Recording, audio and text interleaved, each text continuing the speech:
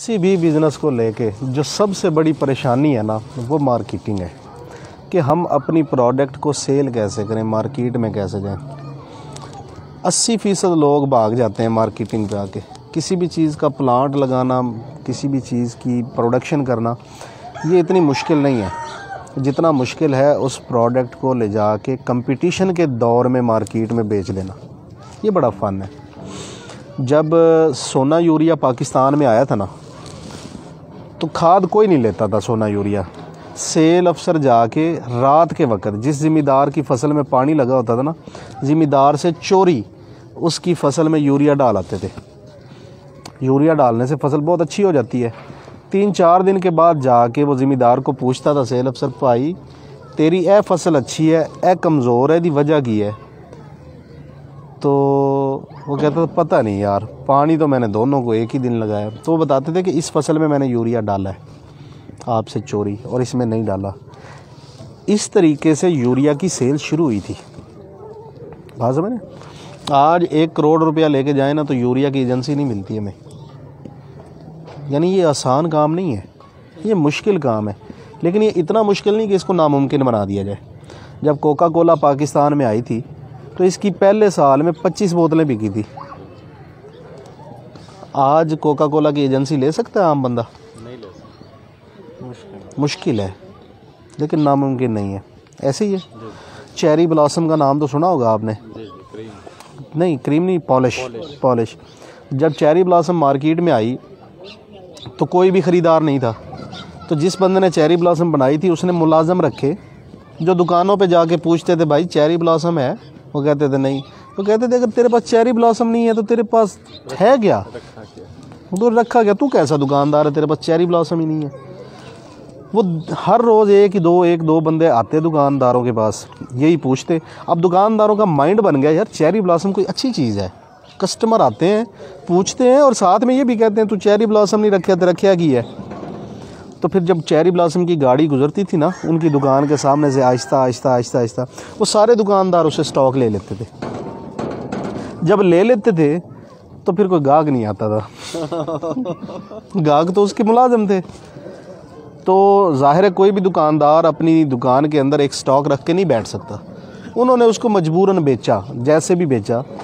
तो जब बेचा तो चीज़ अच्छी थी, लोगों ने दोबारा मांगनी शुरू कर दी। तो आज जब भी पॉलिश का नाम ज़हन में आता है, तो पहला नाम हमारे ज़हन में आता है चेरी ब्लॉसम। ऐसे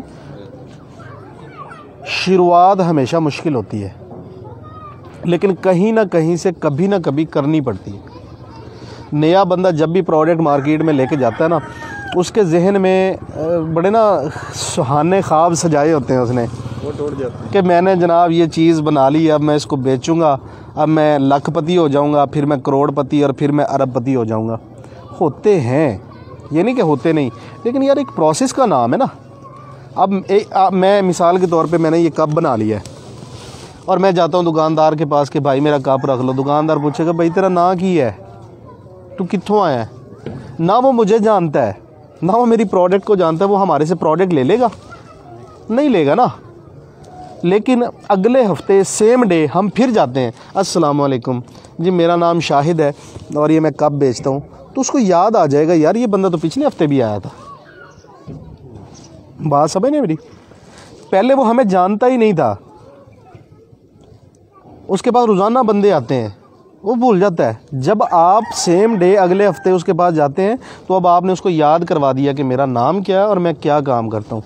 प्रोडक्ट उसने आपसे फिर भी नहीं लेनी, लेकिन आपने याद करवा दिया। जब आप तीसरे हफ्ते और सेम डे उसी के पास जाते हैं और जाके कहते हैं अस्सलाम वालेकुम, तो फिर आपको ये कप दिखाने की ज़रूरत नहीं। उसको पता है कि आपका नाम शाहिद हुसैन जोया और आप कप बेचते हैं। मतलब इंट्रोड्यूस हो गया, आपने अपने आप को इस्टेब्लिश कर लिया है कि आपका नाम शाहिद है और आप कप बेचते हैं। अब आपको ये कहने की ज़रूरत नहीं है। तीसरे हफ्ते 20 से 25% दुकानदार कहते हैं अच्छा यार तो यार रख जा 6 कप, ये वेक गए तो मैं तेन पैसे दे देंगा। मतलब आप दुकान में घुस गए हैं, आपने अपनी जगह बना ली है, आपने बार बार जाके लोगों के जहन में लोगों के दिल में या दुकान में जगह बना ली है। इसको कहते हैं again and again, again and again, बार बार जाएं, बार बार जाएं। जब आप चौथे हफ्ते जाएंगे तो जाके क्या कहेंगे? पैसे ही मांगेंगे ना जी। कप दे गया था जी आपको पिछले हफ्ते, वो जो बिक गए उनके पैसे दे दें, जितने बिक गए पैसे ले लिए और रख दिए। ये क्यों हुआ? क्यों आपने पहले पैसे ले लिए, पहली सेल उठा ली उस दुकानदार से? क्योंकि आप बार बार जा रहे थे उसके पास। मार्केटिंग का पहला रूल ही यही है, अगेन एंड अगेन जाएं, कभी भी मिस मत करें। हमारा सेलमैन गलती क्या करता है और कहाँ पे करता है पता है आपको? एक बंदे के पास वो जाता है, उससे बातचीत करता है, प्रोडक्ट उसको देने की कोशिश करता है, वो नहीं लेता तो नया बंदा दोबारा नहीं जाता। यार मैं पहले भी गया सी तो साढ़े को चीज़ लेंदा ही नहीं, साढ़े कप खरीदता ही नहीं। वो ले या ना ले, आपने जाना ज़रूर है। अगर आप एक दिन में 20 दुकानें करते हैं तो अगले हफ्ते उसी दिन में 20 ही दुकानें करेंगे आप। ये नहीं कि 18 कर लें, 2 का रवैया अच्छा नहीं था तो आपने कहा नहीं यार इनके पास नहीं जाना। फिर होता क्या है, दुकानदार के पास आप ये चीज़ रख देते हैं। अब दुकान तो बहुत बड़ी है और दुकानदार 2 से 3 घंटों में थक जाता है। कितनी देर खड़ा रह सकता है दुकानदार या सेल्समैन? फिर वो एक जगह पे या खड़ा होता है या बैठता है। जब वो बैठ जाता है तो फिर उसकी कोशिश होती है और आदत भी होती है कि जो चीज़ें नज़दीक पड़ी है वही बेच दे। कप बेचना है ना, मेरा कप ये है तो किसी और का कप ये है, ये दूर रखा हुआ है, ये नज़दीक रखा हुआ है। जब कप लेने के लिए कोई आ गया ना गाहक, तो उन्हें कहना यार है बड़ा अच्छा है ले जा। क्यों? ये तो ऐसे उठा के ऐसे देना ना है, ये उसको उठाने के लिए ना ऐसे होना पड़ता है। ये वो चीज़ ज़्यादा बिकती है जो उसके नज़दीक पड़ी है, उसकी दस्तरस में है, उसकी छतर छाया में पड़ी है, उसके बाजुओं के नीचे पड़ी हुई है। ये चीज़ ज़्यादा बिकेगी। इसको कहते हैं एक्सेसिबिलिटी, कि दुकानदार की एक्सेस में पड़ी हुई है कोई चीज़। तो हमेशा जो भी चीज़ आप बेचना चाह रहे हैं वो दुकानदार के नज़दीक रखें, ज़्यादा बिकेगी। हमेशा ऐसे होता है। फिर क्या होता है, जब दुकानदार चीज़ें बेच रहा होता है, बैठा होता है, तो फिर कस्टमर आता है दुकान में। वालेकुम अस्सलाम। कस्टमर जब दुकान में आता है तो कस्टमर यहाँ देख रहा होता है। इसको कहते हैं आई कॉन्टैक्ट लेवल। वो ऊपर सर उठा के नहीं देखता कि ऊपर वाले रैक्स में क्या लगा हुआ है, वो नीचे भी नहीं देखता क्या लगा, वो साइडों पे भी नहीं देखता, वो यहाँ पे देखता है। तो आपने अपनी प्रोडक्ट को दुकानदार के हाथ के नीचे लेकिन कस्टमर के सामने रखना है। वालेकुम अस्सलाम, तशरीफ़ रखिए। इसको कहते हैं विजिबिलिटी। जो चीज़ नज़र आती है वो बिकती है। कहते हैं ना जो दिखता है वो बिकता है।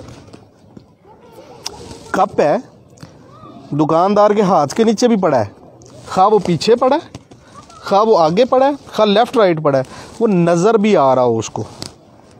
अब जो देखने वाला ना उसके पास चॉइसेस है महदूद। जो चीज़ें नज़र आ रही, ये कप पड़ा है इसके साथ, फिर मेरा कप है, फिर मेरा कप है, फिर मेरा कप है, 4-5 कलर में, वो इन्हीं में से एक चीज़ उठाएगा ना। वो दूर जाके कॉर्नर में पड़ी हुई चीज़ को ना देखेगा ना उठाएगा। ठीक है, एक्सेसिबल भी रखना है और विजिबल भी रखना है। अब एक चीज़ है, दुकानदार जब कहीं भी किसी भी चीज़ को अपने रैक में रखता है तो वो जब उठा के देता रहता है तो वो चीज़ ख़त्म हो जाती है, रैक खाली हो जाता है। जब रैक खाली होता है तो दुकानदार उस रैक को भरता है।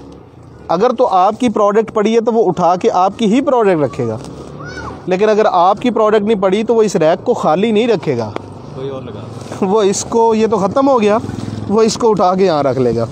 अब ये बिकना शुरू हो जाएगा। आपकी प्रोडक्ट का यहाँ होना, इसको कहते हैं अवेलेबिलिटी।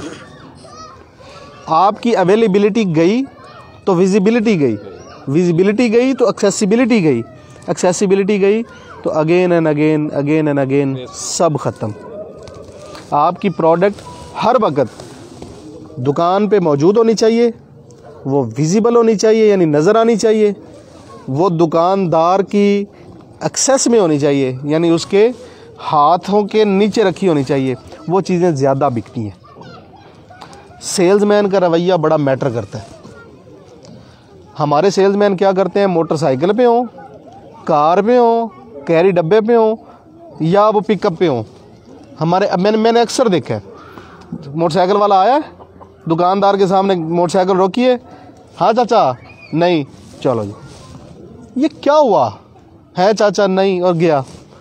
भाई बाइक खड़ी करो, नीचे उतरो, अस्सलाम वालेकुम चाचा, अस्सलाम वालेकुम भाई, क्या हाल है छोटे भाई, क्या हाल है बड़े भाई, आप ठीक हैं, तबीयत से ठीक है, अच्छा वो आपको आज चाहिए, कब चाहिए, कुछ सेल हुए हैं कब, नहीं यार आज तो सेल नहीं हुई, अच्छा मैं स्टॉक को सीधा करके रख देता हूँ, कब थोड़े टेढ़े हुए पड़े, मट्टी आई पड़ी है, अपने स्टॉक को उठाएं, कपड़ा मारें, सीधा करके रखें, ना दें स्टॉक उसको। 2 मिनट 4 मिनट 5 मिनट दुकानदार के साथ गुजारें, बातचीत करें। बातचीत करने से क्या होता है, अनजानापन जो होता है ना, जिसको हम कहते हैं खौफ जो होता है, वो ख़त्म होता है, कुर्बत बढ़ती है। जब कुर्बत बढ़ती है, तल्लकात बढ़ते हैं, अच्छा इंप्रेशन पड़ता है, तो सेल्स बढ़ती हैं। लिहाजा कभी मत ऐसा करें कि गाड़ी दूर ही रोकी, मोटरसाइकिल दूर ही रोकी, हाँ चाचा, हाँ भाई, नहीं। जब भी बात करें तमीज़ से करें, अगले बंदे का नाम लेके करें। जब इतने सारे लोग बैठे होते हैं ना, जब मैं कहता हूँ ना बशीर भाई क्या हाल है, बशीर भाई को फील होता है अंदर से, गैर महसूस अंदाज से, कि यार मुझे रिस्पेक्ट मिली है। मैं कहूँ हाँ जी क्या हाल है, ठीक है यार, वो सामान लेना है, ये एक अलग चीज़ है। और मैं कह रहा हूँ बशीर भाई कैसे हैं आप, ठीक है बशीर भाई, थोड़ा सा सामान दूँ मैं आपको। बशीर भाई अंदर से खुश होते हैं, फील आती है, ये फील दें, फील करें, उसको फील करवाएं कि यार मेरी नज़र में आपकी एक अहमियत है, एक इम्पोर्टेंस है। बात समझ, अहमियत देंगे तो वो आपको अहमियत देगा, आपकी प्रोडक्ट को अहमियत देगा। अगर आप उसको अहमियत नहीं देंगे तो वो आपको अहमियत नहीं देगा। लिहाजा इन चीज़ों का आपने ख़ास ख्याल रखना है। बेटे दुकानदार हमेशा किसी ना किसी परेशानी का शिकार होता है, उसको कोई ना कोई प्रॉब्लम होता है। आप जब उसके पास बैठते हैं तो बोलें कम, सुने ज़्यादा। अच्छा सेल्समैन हमेशा अच्छा सामे होता है। पहले ज़माने में हम कहते थे कि जो ज़्यादा बोलता है वो ज़्यादा अच्छा सेल्समैन है, ये गलत थ्योरी है। जो अच्छा सामे है वही अच्छा सेल्समैन है। ये भाई हैं, ये कप बेचता है कोई और बंदा, ये वाला, और ये कप बेचता हूँ मैं। अब इस कप को लेके इस भाई को क्या प्रॉब्लम्स हो सकते हैं, ये मैं उसी वक्त समझ सकता हूँ जब मैं इनसे बातें करूँगा, इनकी बातें सुनूँगा, ज़्यादा सुनूँगा, कम बोलूँगा। मिसाल के तौर पे जो बंदा इसको ये कप प्रोवाइड कर रहा है वो हमेशा पैसों का तकाजा करता रहता है, यार पैसे दे दो, पैसे दे दो, पैसे दे दो। ये इस दुकानदार का प्रॉब्लम हो सकता है। आप जब समझेंगे कि इसका क्या प्रॉब्लम है तो आप इसको आउट कर सकते हैं। कैसे? आप कहें चाचा जी ए कप ले लो, सुकून नाल जदों होण पैसे दे देना। बात समझ रहे हैं आप मेरी? पैसों का तकाजा आपने भी करना है, ये नहीं कि आपने नहीं करना, लेकिन आप उसकी साइकी को समझें कि वो इरिटेट किस चीज़ से हो रहा है। एक बंदा कप बेच रहा है और कंप्लेन आ रही है कि यार हथी टूट जाती है कप की ना जल्दी, कस्टमर्स आके बता रहे हैं। आपने उसको ये नहीं कहना कि भाई इसको हटा दो। आप उसकी बातों से जब अंदाज़ा लगा चुके हैं कि हथी का प्रॉब्लम है, आप बार बार कहेंगे चाचा जी ऐसी हथी बड़ी मजबूत है। आप ये नहीं कहेंगे कि इसकी हथी कमज़ोर है, मैंने ये समझ लिया, अरे इसकी हथी नहीं टूटेगी, ये मेरी गारंटी है। पैसे तो जो लेने देने हैं ना है ही, लेकिन ये जनाब इसकी हथी की कंप्लेन नहीं आई आज तक। गैर महसूस अंदाज में उसके दिमाग में ये चीज़ बिठानी है कि जो आपका प्रॉब्लम है मेरे पास उसका सलूशन है। आप चीज़ नहीं बेचेंगे, आप अपनी प्रोडक्ट के ज़रिए उस बंदे के प्रॉब्लम का सलूशन बेचेंगे। सलूशन बिका तो ये साहब आउट हैं और ये इन है। प्रॉब्लम कई हो सकते हैं, मैं एक एग्जांपल दे रहा हूँ एक चीज़ को लेके। आप जो भी चीज़ बेचते हैं या बेचना चाह रहे हैं समझें प्रॉब्लम क्या है। रेट का प्रॉब्लम हो सकता है, बंदे के बिहेवियर का प्रॉब्लम हो सकता है, अवेलेबिलिटी का प्रॉब्लम हो सकता है, या जो है ना मार्केट में से कुछ और भी कंप्लेंट्स आ रही हैं, ABCD। समझें, तसल्ली से बातचीत करें, आप सबसे अच्छे सेल्समैन बन सकते हैं। ज़रूरी नहीं है कि आप अनाड़ी हैं तो आप सेल नहीं कर सकते। मेरी ये 5 या 6 बातें याद रख लें, मेहनत शुरू कर दें। 1 महीने में नई प्रोडक्ट लेके नए बंदे हो के आप मार्केट से पैसा उठाना शुरू कर देंगे। और कभी भी ये नहीं होता कि आप पूरी मार्केट को कैप्चर कर लें। हिस्सा बकदरे जुस्सा होता है। जितनी आपकी इन्वेस्टमेंट है उस हिसाब से मार्केट से शेयर उठा लेंगे। पूरी मार्केट नहीं उठा सकते आप, ये कभी नहीं होता। एक बड़ी सी परात के अंदर आप खाना रख दें, एक तरफ चूहे को बिठा दें और एक तरफ हाथी को बिठा दें, खाएं, कौन ज़्यादा खाएगा? हाथी ज़्यादा खाएगा, उसका जुस्सा ज़्यादा है, उसकी इन्वेस्टमेंट ज़्यादा है, उसने मार्केट में पैसा ज़्यादा डाला है, उसने रिसर्च और डेवलपमेंट ज़्यादा की है। चूहा कम खाएगा, जुस्से के मुताबिक खाएगा। हम अपना शेयर उठा सकते हैं। अगर 1 करोड़ रुपए की मार्केट है एक कस्बे के अंदर, एक छोटे शहर के अंदर, तो वहाँ पे 10 बंदे काम करने वाले हैं, तो उन 10 बंदों में से हम 1 करोड़ रुपया में से अपना उतना ही हिस्सा उठाएंगे ना जितनी हमारी इन्वेस्टमेंट है या जितनी हमारी मेहनत है। ये तो नहीं हो सकता करोड़ का करोड़ हम ले लें। हम उस करोड़ में से 2 लाख, 4 लाख, 5 लाख, 10 लाख निकाल सकते हैं, और यही मार्केट का असूल है। इससे ज़्यादा हम नहीं उठा सकते। लिहाजा कभी भी दिल छोटा नहीं करना, फेड अप नहीं होना। अपनी प्रोडक्ट को समझें कि ये क्या है, इसके अंदर क्या स्ट्रेंथ है, क्या जान है, इसकी खूबियाँ क्या और इसकी खामियाँ क्या हैं, और उसके बाद मार्केट के इन 6 असूलों को लेकर जाएं।